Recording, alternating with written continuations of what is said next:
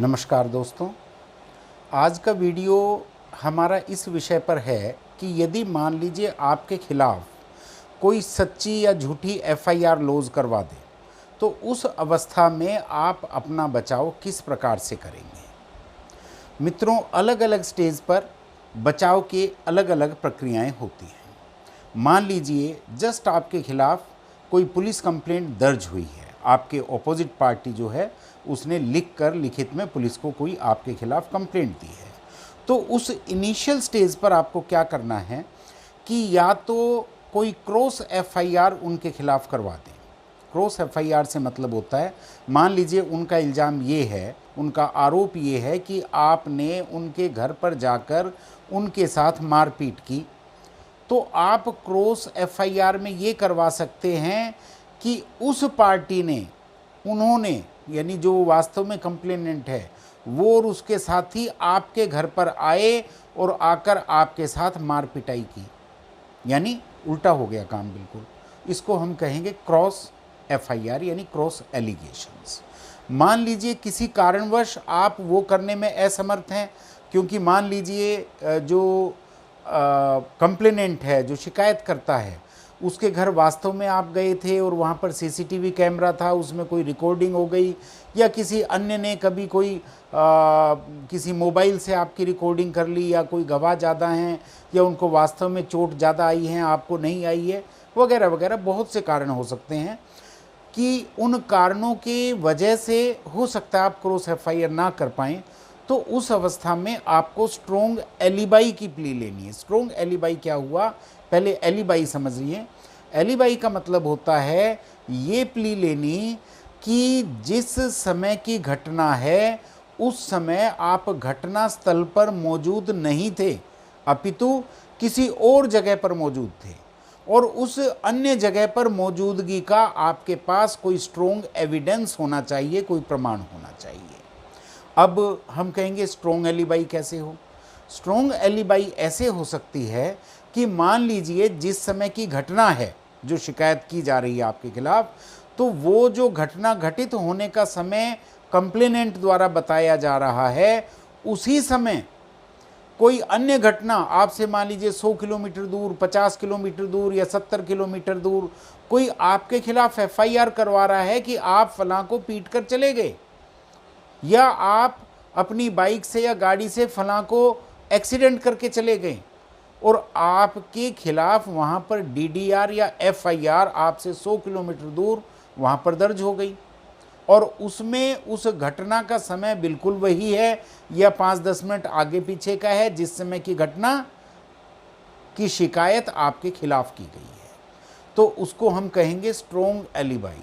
यानी जो government agency है जहां पर कि आपके खिलाफ उस अन्य जगह पर एफआईआर लॉज हुई है या डीडीआर कटी है, तो क्योंकि गवर्नमेंट एजेंसी इन्वॉल्व है इसलिए एक प्रिजुम्पशन ये आएगी कि एक साधारण व्यक्ति झूठ बोल सकता है, मगर जो गवर्नमेंट एजेंसी के तहत जो एफआईआर दूर दर्ज हुई है, जो किसी अन्य ने करवाई है आपके खिलाफ, जो कि एक इंडिपेंडेंट विटनेस हो सकता है, तो वो शायद आपके खिलाफ वो शायद गलत ना हो, और ऐसी अवस्था में आपको बेनिफिट ऑफ डाउट मिलेगा और आप छूट जाएंगे, बरी हो जाएंगे। दूसरी stage I during investigation. Investigation के दौरान मित्रों आपको अपने कुछ ऐसे विटनेसेस प्लांट करने हैं जो कि आपके केस को सपोर्ट करते हो, यानी उसके लिए आपको आईओ से मिलना होगा, उसको विन ओवर करना पड़ेगा, उससे बातचीत करके उससे सहमति लीजिए, कुछ इस प्रकार का एडजस्टमेंट कीजिए कि जो आपके वास्तव में आपके पक्ष में बोलने वाले जो गवाह हैं उनके बयानात 161 में आईओ दर्ज करें, ताकि आपको उससे सहायता मिल सके। मान लीजिए आईओ ऐसा करने से मना करता है, तो ऐसी अवस्था में फिर आपको क्या करना है कि आपको जो सीनियर पुलिस ऑफिसर्स हैं, डीएसपी हुए, एसपी हुए, आईजी या डीआईजी हुए, उनके पास, इवन सीएम विंडो पर भी, जहां कहीं पर भी है, तो मतलब जो आला अधिकारी हैं पुलिस के, उनके पास आपको लिखित कंप्लेंट भेजनी है, और कंप्लेंट में ये नहीं कहना कि आपके गवाह आईओ नहीं ले रहा है, क्योंकि आईओ को अधिकार है और आपको इस प्रकार का कोई अधिकार नहीं है कि आप इस चीज़ के लिए क्लेम कर सकें कि आपकी भी गवाही ली जाए। गवाही आईओ डिसाइड करेगा किसकी लेनी है किसकी नहीं लेनी, मगर आप ये शिकायत कर सकते हैं कि आईओ जानबूझकर आपके खिलाफ झूठा केस को मजबूत करने की नीयत से चुन चुन कर आपके खिलाफ गवाही ले रहे हैं, और जो गवाह आपके पक्ष में कुछ बोल रहे हैं, जो सच्चाई बयान कर रहे हैं, उन गवाहों की गवाही को वो दर्ज ही नहीं कर रहे। इस प्रकार की शिकायत आप करेंगे और उसमें कुछ एग्जाम्पल्स अपने गवाह के नामों के रूप में दे देंगे, तो उस अवस्था में आला अफसरों की तरफ से निर्देश जो आईओ है उसको आ सकता है, या फिर जब आगे आपकी जब ट्रायल चलेगा उस समय ये जो कंप्लेंट आपने ऊपर आला अधिकारियों की वो आपके काम आ सकती है। उसके बाद मान लीजिए फिर भी आपका काम नहीं चला और आपके खिलाफ केस लगातार जारी है, आपके खिलाफ इन्वेस्टिगेशन जारी है, तो उस अवस्था में फिर आप एंटीसिपेटरी बेल यानी अग्रिम जमानत के लिए या तो सेशन कोर्ट में, और सेशन कोर्ट से ना हो तो हाई कोर्ट में, और हाई कोर्ट से भी ना हो तो सुप्रीम कोर्ट में उसके लिए जा सकते हैं। और अगर मान लीजिए एंटीसिपेटरी बेल नहीं हुई परंतु आपको लगता है कि जो आपके गवाह आईओ ने रिकॉर्ड नहीं किए या जो आपके पास सबूत हैं, चाहे वो इलेक्ट्रॉनिक एविडेंस हो चाहे वैसे कुछ हो, तो वो सबूत इतने मजबूत हैं और आपके खिलाफ जो एफआईआर है वो इतनी झूठी है कि उसे क्वैश हो जाना चाहिए, तो उस अवस्था में आप सेक्शन 482 के तहत हाई कोर्ट जाकर पिटीशन फाइल कर सकते हैं फॉर क्वैशिंग ऑफ एफआईआर। तो इस स्टेज पर यह भी आपके द्वारा किया जा सकता है। उसके बाद मान लीजिए ये सारे आपके अटेम्प्ट फेल हो गए, तो फिर आप रेगुलर बेल की लीजिए। रेगुलर बेल का मतलब कि या तो 437 में या 39 में आपको बेल के लिए, जमानत के लिए अपना पिटीशन दाखिल करना है, अपनी एप्लीकेशन लगानी है, और जो मजिस्ट्रेट है, कंसर्न मजिस्ट्रेट भी हो सकता है, या सेशन ट्रायल है तो सेशन कोर्ट, तो वहाँ पर आप रेगुलर बेल के लिए अप्लाई कीजिए। अगर मान लीजिए बहुत संगीन अपराध नहीं है और आपके खिलाफ मान लीजिए बहुत मजबूत एविडेंस नहीं है, तो पूरे चांसेस हैं कि आपको बेल मिल जाएगी और एक बार आप जमानत पर रिहा हो जाएंगे, ताकि आप अपनी पैरवी मजबूती के साथ कर सकें। अब इस स्टेज के बाद जब रेगुलर बेल हो गई, तो उसके बाद पुलिस जो है वो चालान पेश करती है। चालान पेश करने का मतलब ये, पुलिस अपनी तरफ से आपके खिलाफ आरोप पत्र दायर करती है कि आपके खिलाफ फलां फलां आरोप बनते हैं कि आपने फलां फलां ऑफेंसेस, अपराध किए हैं। तो जब ये चालान यानी फाइनल रिपोर्ट पुलिस की तरफ से कोर्ट में दाखिल की जाएगी, तो उस समय सेक्शन 207 के तहत आपका अधिकार बनता है कि आपको उस चालान की पूरे की फ्री ऑफ कॉस्ट एक कॉपी मुहैया करवाई जाए, और जब आप वो कॉपी लें तो उसमें देख लें कि सभी कागजात हैं या कि कोई मिसिंग है। अगर मिसिंग हो तो आप कंसर्न मजिस्ट्रेट को, जज को इस बात की शिकायत कर सकते हैं और पूरे कागज़ आपको दिए जाएंगे। अब इस स्टेज पर जैसे ही आपको चालान मिला है, तो आपको केयरफुली, आप या आपके जो एडवोकेट हैं, जो काउंसिल हैं, उनको चाहिए कि वो केयरफुली 161 के बयान जो पुलिस ने दर्ज किए हैं गवाहों के और शिकायतकर्ता के, उनको बहुत ध्यान से पढ़ें। जब वो ध्यान से पढ़ेंगे तो उसमें कोई ना कोई कमियां उनको ज़रूर नज़र आ जाएंगी, और प्रोसीजरल कमियां तो पुलिस की जो पूरी इन्वेस्टिगेशन है उसमें बहुत सारी मिल जाएंगी, केवल ध्यानपूर्वक उनको देखने की आवश्यकता है। अब जब आपको चालान मिल गया, सारी गवाहियाँ जो आपके खिलाफ आई हैं वो सारी आपने पढ़ ली, पुलिस की स्टोरी पढ़ ली, जो शिकायतकर्ता ने कहा वो सारा आपने पढ़ लिया, यानी प्रोसिक्यूशन केस जो है वो आपके समक्ष बिल्कुल जब क्लियर हो गया, तो उसके बाद आप अपनी लाइन ऑफ डिफेंस तैयार कीजिए अपने लॉयर के साथ बैठकर। लाइन ऑफ डिफेंस का मतलब है, मैं एक छोटे से एग्जाम्पल से आपको समझाना चाहूँगा। एक मर्डर ट्रायल था, उसमें एक लेडी पर आरोप था कि उसने अपने बेटे की हत्या कर दी। बेटा बहुत छोटा था, मतलब करीब 4-5 महीने का था, और शादी के बहुत लंबे समय के बाद हुआ था, 6-7 साल के आसपास हो गए थे। उसके बाद वो पहला बच्चा उनको हुआ था, और उसी बच्चे का मर्डर कर दिया गया, और ये महिला पर आरोप था कि उसी ने मर्डर किया है। इसके फैक्ट्स ये थे, संक्षेप में बताऊँगा। फैक्ट्स इसके ये थे कि एक छोटे से बंद कमरे में अंदर से कुंडी लगी हुई और महिला को उस बच्चे के साथ पाया गया। बच्चा खून से लथपथ था और महिला के गले में चुन्नी लपेटी हुई थी और उसके गले पर गला मोसने के, यानी उसको गला दबाकर मारने के प्रयास के निशान थे। ये उसके फैक्ट्स थे। प्रोसिक्यूशन ने केस ये बनाया, उसकी स्टोरी ये थी कि एक व्यक्ति वेंटिलेशन जो होता है, वेंटिलेटर यानी वेंटिलेशन के लिए जो छोटी सी खिड़की दरवाजे के ऊपर छोड़ी जाती हैं, पुराने समय में वो सीमेंट की हुआ करती, उसको तोड़कर वहाँ से अंदर घुसा और अंदर घुस के उसने कुंडी खोली और आगे की सारी कहानी की भी ऐसे ऐसे इसने मारा, ये हुआ, वो सारी चीज़ें। तो उसमें सारी चीज़ें देखकर मैं स्वयं उसमें लॉयर था, तो उसमें मैंने लाइन ऑफ जो डिफेंस है वो ये बनाई कि कोई व्यक्ति उस मात्र 1 फुट चौड़े, 1 फुट ऊंचे और 3 फुट विड्थ वाले वेंटिलेशन के लिए जो खिड़की थी, उसमें से कोई व्यक्ति अंदर नहीं घुस सकता, खासकर तब जबकि इनसाइड वॉल पर, अंदर की दीवार पर कोई पैग यानी खूंटी या कोई कूलर वगैरह ऐसी चीज़ ना हो जिस पर कि वो अंदर घुसकर अपना पांव टिका सके। दूसरी इसके अंदर खामी ये थी एविडेंस में, प्रोसिक्यूशन एविडेंस में, कि उस गवाह ने कहा कि मैंने पहले सर अंदर घुसाया और बाद में अपने बाकी शरीर को और पाँव को अंदर घुसाया। जब अंदर की तरफ कोई चीज़ ऐसी है नहीं जहां वो अपना हाथ टिका सके, अपने शरीर को बैलेंस कर सके, तो वो कैसे अंदर घुसेगा। तो हमने ये लाइन ऑफ डिफेंस ली और ये लाइन ऑफ डिफेंस लेने से हमें उसमें बहुत फ़ायदा हुआ। तो ऐसे अलग अलग केसेस में फैक्ट्स के आधार पर अलग अलग लाइन ऑफ डिफेंस बनेगी। आपको चूज़ करना होगा कि आपकी लाइन ऑफ डिफेंस क्या है और उसके मुताबिक फिर आपको अपने सारे केस की प्लानिंग करनी होगी। खासकर जो इलेक्ट्रॉनिक रिकॉर्ड यदि पेश किया गया है प्रोसिक्यूशन की तरफ से, यानी आपके शिकायतकर्ता की तरफ से या आईओ की तरफ से, तो उसमें ये देखें कि क्या सेक्शन 65 एविडेंस एक्ट के मुताबिक जो सर्टिफिकेट होता है उस इलेक्ट्रॉनिक एविडेंस को प्रूव करने का, क्या वो सर्टिफिकेट साथ में लगाया गया है या कि नहीं लगाया गया। अगर नहीं लगाया गया हो तो इनिशियल स्टेज पर आपको इस बात को बिल्कुल रेज नहीं करना है।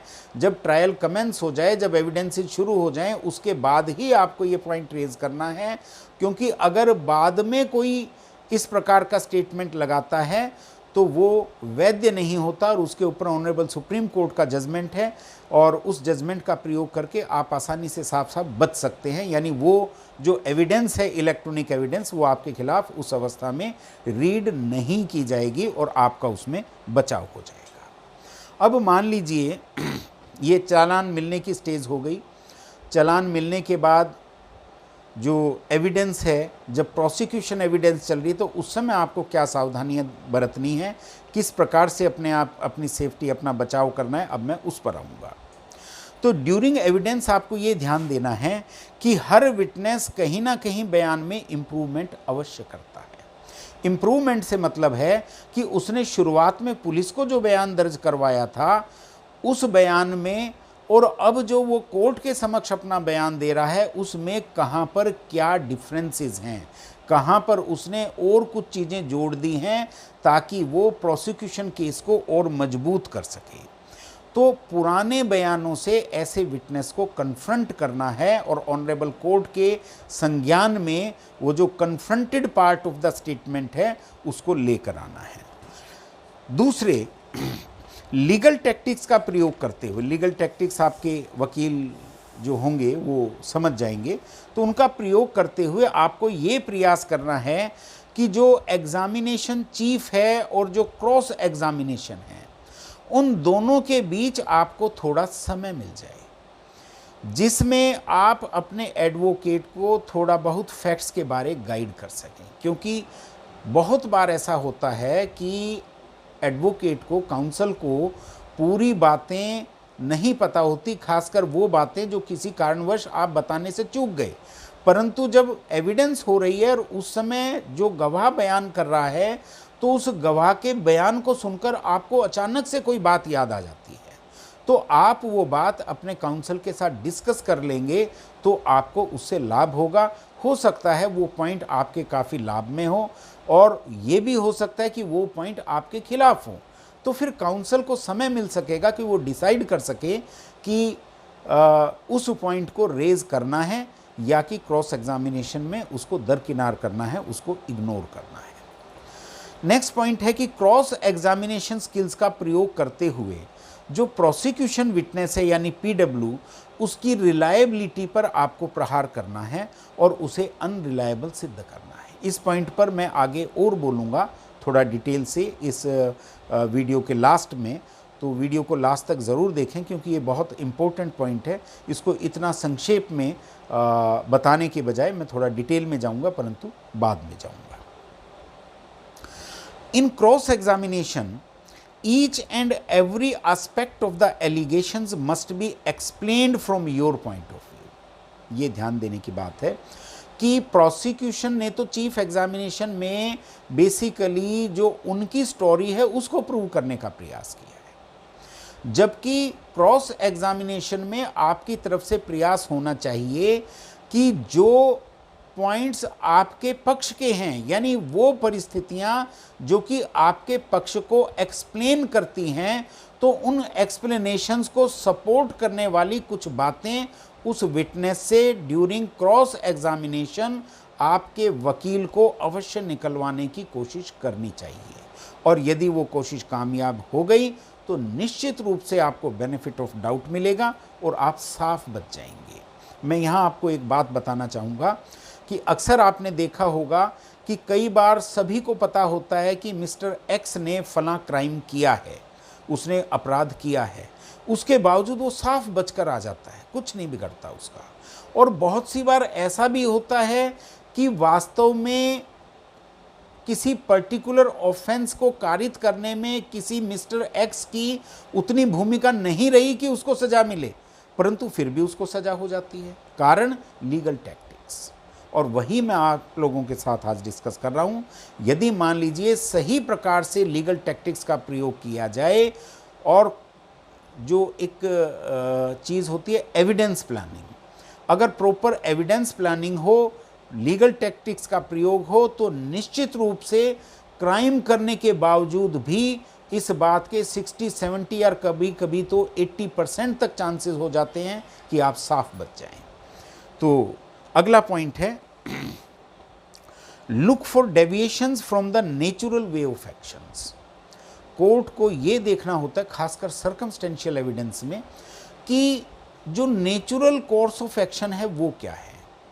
क्या तो natural course of action complainant का है और क्या natural course of action witnesses का है, खासकर आई विटनेसेस का। अगर मान लीजिए उनके जो एक्शंस हैं वो ऐसे नहीं हैं जो कि उन परिस्थितियों में एक साधारणतः आम व्यक्ति के हों, तो उस अवस्था में उसके ऊपर एक प्रश्नवाचक चिन्ह लग जाता है उसकी टेस्टिमनी पर। तो आपको इस चीज़ पर विशेष ध्यान देना है और देखना है कि क्या उसका जो एक्शन जो वो बयान कर रहा है, क्या वो नेचुरल वे ऑफ एक्शन है या कि नहीं है। आईओ को जब आप क्रॉस एग्जामिन करें, यानी आपके वकील जब आपकी तरफ से उसे क्रॉस एग्जामिन करें, तो ध्यान दें कि फैक्चुअल पॉइंट्स पर बिल्कुल भी ना करें, क्योंकि वो तैयारी करके आते हैं फैक्चुअल पॉइंट्स पर, और फैक्चुअल पॉइंट्स को रटकर या ध्यान देकर या जो पुलिस फाइल है उसमें देखकर किसी ना किसी प्रकार से कोई ना कोई हिंट लेकर कैसे भी वो फैक्चुअल पॉइंट्स को बिल्कुल बड़े अच्छे ढंग से एक्सप्लेन कर जाते हैं। इसलिए उनका जो क्रॉस एग्जामिनेशन हो आईओ का या आईओ के साथ जो मुख्य भूमिका में पुलिस ऑफिशियल्स थे उनका, तो उनसे प्रोसीजरल जो पॉइंट्स हैं, यानी प्रोसीजर को कौन से स्टेप पर उन्होंने ठीक प्रकार से फॉलो नहीं किया, इस पॉइंट पर उनको क्रॉस एग्जामिनेशन किया जाना चाहिए। और मोस्ट ऑफ द केसेस में आईओ और पुलिस ऑफिशियल्स प्रोसीजरल पॉइंट्स पर टूट जाते हैं, उनसे कहीं ना कहीं चूक अवश्य होती है और वो चूक आपके लिए लाभदायक बन जाती है। नेक्स्ट पॉइंट है कि जब क्रॉस एग्जामिनेशन करें तो आपके पास पहले से रेडीमेड क्वेश्चंस होने चाहिए, well framed questions. Well framed से मतलब है वेल थॉट ऑफ यानी जिसके बारे में आपने ठीक प्रकार से विचार कर लिया हो पहले से। क्वेश्चंस वही पुटअप किए जाने चाहिए जिनका कि प्रोबेबल आंसर भी आपको पहले से पता हो, क्योंकि जब प्रोबेबल आंसर आपको पहले से पता होगा तो आप ये डिसाइड कर सकते हैं कि गवाह की तरफ से दिया जाने वाला वो उत्तर, वो आंसर, वो आपके पक्ष में जाएगा या कि आपके विपक्ष में जाएगा। तो well thought of, well planned questions ही पहले से फ्रेम करके आपको क्रॉस एग्जामिनेशन की तैयारी करनी चाहिए। तो ये कुछ बेसिक पॉइंट्स हो गए, जबकि उनकी एविडेंस चल रही है, यानी प्रोसिक्यूशन की एविडेंस चल रही है। अब मान लीजिए प्रोसिक्यूशन एविडेंस खत्म हो गई, उसके बाद होगा 313 का बयान, यानी statement under section 313 of CRPC। इसमें क्या होता है कि इसमें कोर्ट आपसे सवालात करती है, दोषी से सवाल किए जाते हैं कि आपके खिलाफ फलां फलां विटनेस ने फलां फलां बात कही है या फलां फलां सबूत आपके खिलाफ आए हैं, आपको उसके बारे में क्या कहना है। तो ये ध्यान रखिए, आपको हमेशा डिनाई करना है कि गवाह झूठ बोल रहे हैं, सबूत जो भी पेश किए गए हैं सब झूठे हैं और मैं अपनी एविडेंस पेश करूंगा। और सच्चाई ये है, जो लाइन ऑफ एविडेंस आपने बनाई थी अपने वकील के साथ बैठकर, उस लाइन ऑफ एविडेंस को आपको संक्षेप में, ज़्यादा डिटेल में नहीं, संक्षेप में आपको अवश्य ही कोर्ट के सामने उस स्टेज पर, यानी जब 313 का बयान आपका हो रहा है, उस समय आपको अवश्य ही उनके कोर्ट के सामने लेकर आने हैं, ताकि जब आपका नंबर आए डिफेंस एविडेंस के लिए तो उस समय एक्सप्लेन करने के नाम पर आपको हर गवाह को एग्जामिन करने का मौका मिल सके। अदरवाइज क्या होता है कि अक्सर कोर्ट की तरफ से ये डिनायल हो जाता है कि नहीं, this is not a relevant evidence. तो रेलेवेंट एविडेंस ना होने के आधार पर कोर्ट आपको मना कर देती है कि आप ये गवाह नहीं एग्जामिन कर सकते।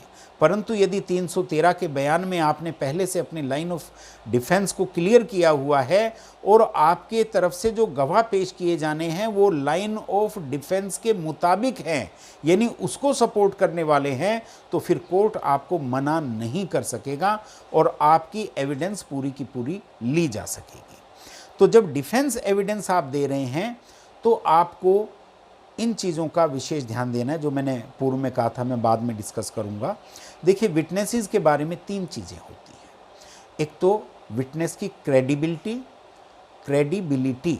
दूसरा उसकी रिलायबिलिटी, और तीसरा कि उसने जो गवाही दी उसकी ट्रूथफुलनेस, यानी उसकी सत्यता।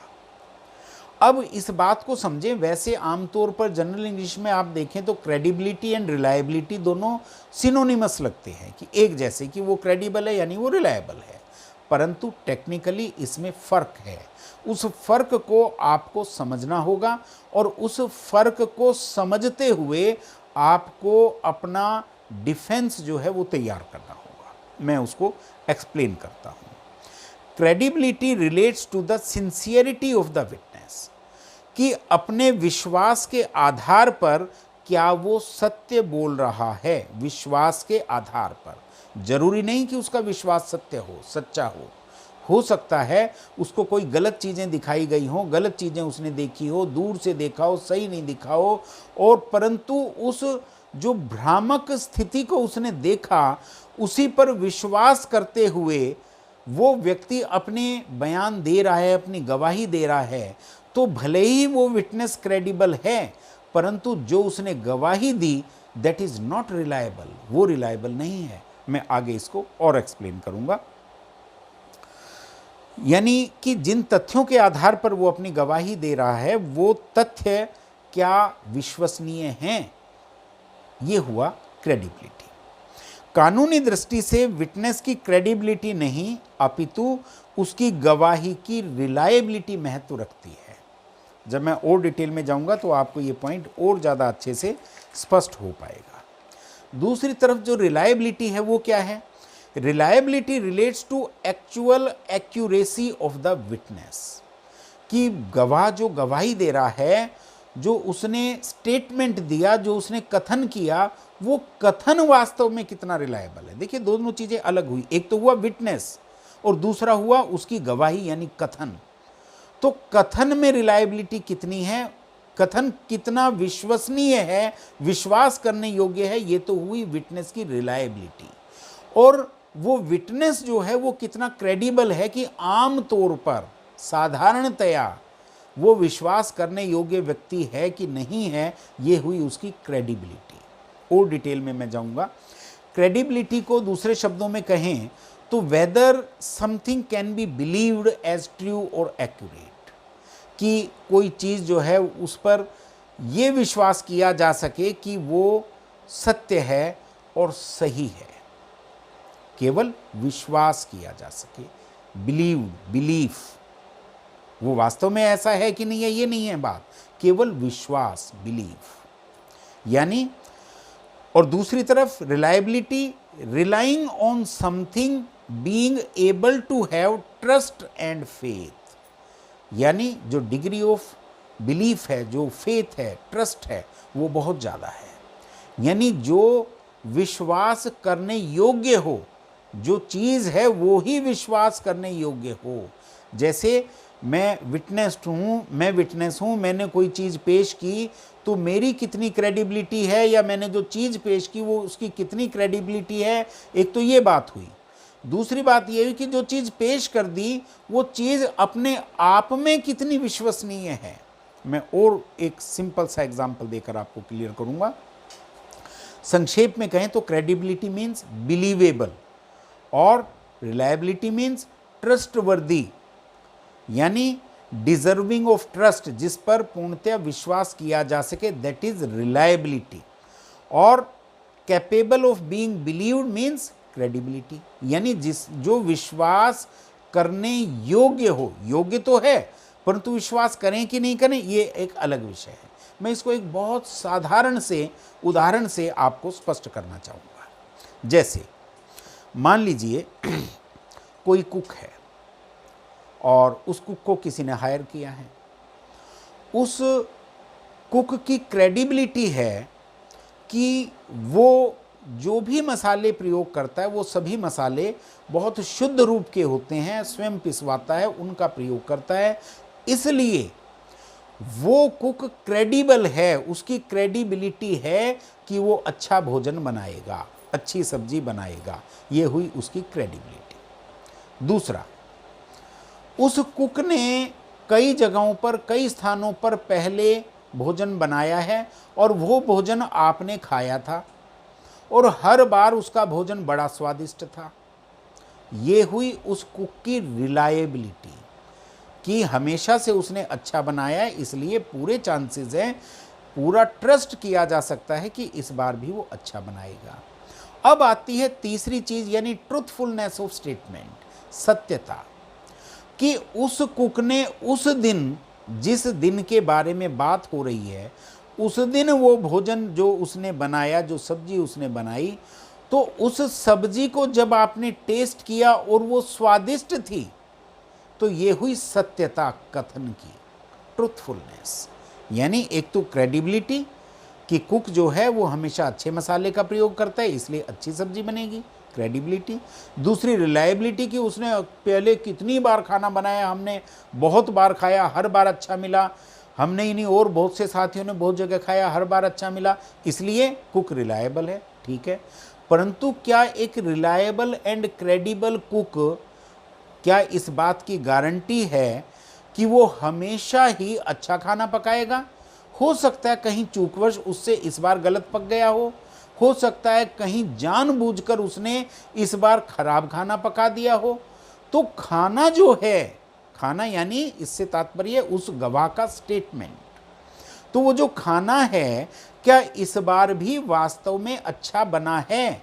क्या वो कथन जो गवाह ने कहा, चाहे वो हमेशा सत्य बोलता हो, परंतु क्या उसने इस बार भी in the present facts and circumstances of the case, क्या उसने इस बार भी सत्य कथन किया है? ये अपने आप में एक बड़ा क्वेश्चन है, यानी ट्रूथफुलनेस ऑफ द स्टेटमेंट। इसके बारे में मैं और डिटेल में आऊँगा, यानी ये तो मैंने आपको इन चीज़ों को एक्सप्लेन कर दिया। अब इसको किस प्रकार से प्रयोग में लाना है उसके अंदर मैं आऊँगा।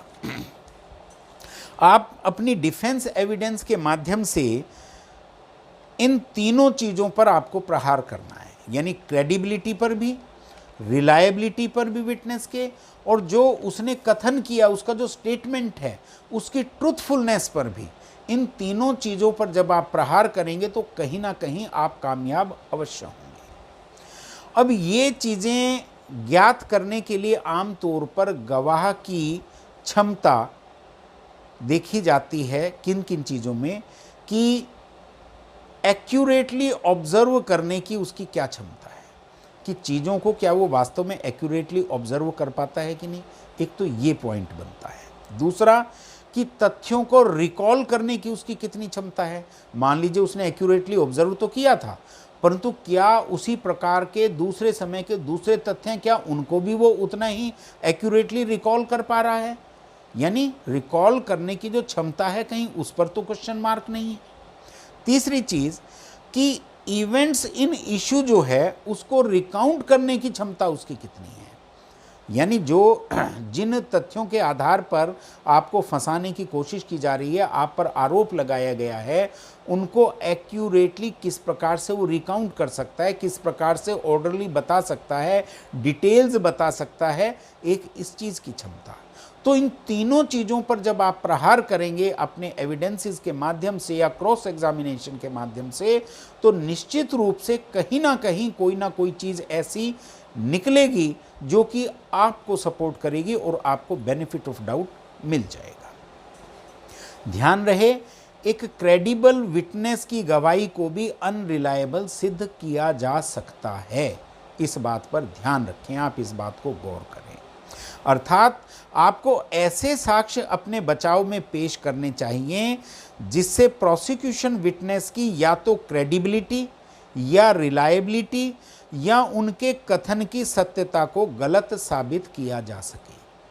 अब जो रिलायबिलिटी है, क्रेडिबिलिटी के और आगे की स्टेज रिलायबिलिटी, तो रिलायबिलिटी है वो भी तीन प्रकार की हो सकती है, या तो कंप्लीटली रिलायबल हो, या ये हो सकता है कि वो पार्शियली रिलायबल हो, या ये भी हो सकता है कि वो टोटली अनरिलायबल हो।